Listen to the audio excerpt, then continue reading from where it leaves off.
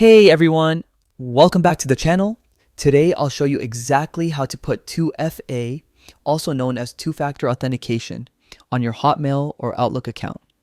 If you want to protect your emails, prevent hacking, and add an extra shield of security to your Microsoft account, then this quick guide is all you need. Stay with me till the end because missing even one step can prevent two-factor authentication from activating properly.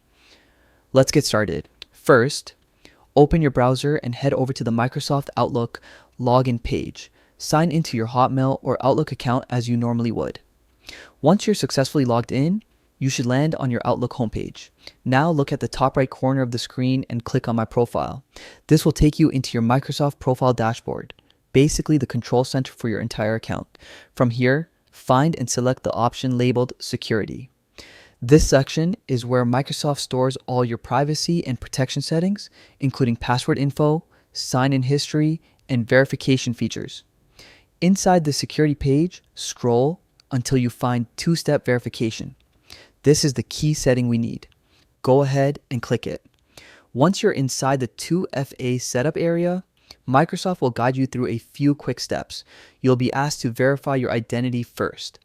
This could be through your phone number, an alternate email, or whichever recovery option you've already added to your account. Follow the on-screen instructions and confirm your identity.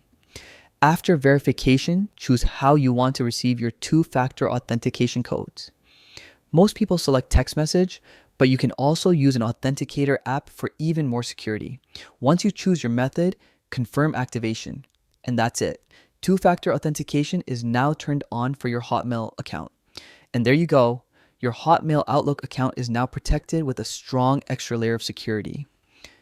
If you found this guide helpful, don't forget to like the video, drop a comment, and share it with someone who needs better account protection. And of course, subscribe for more quick tech guides just like this one. Thanks for watching, and I'll see you in the next video.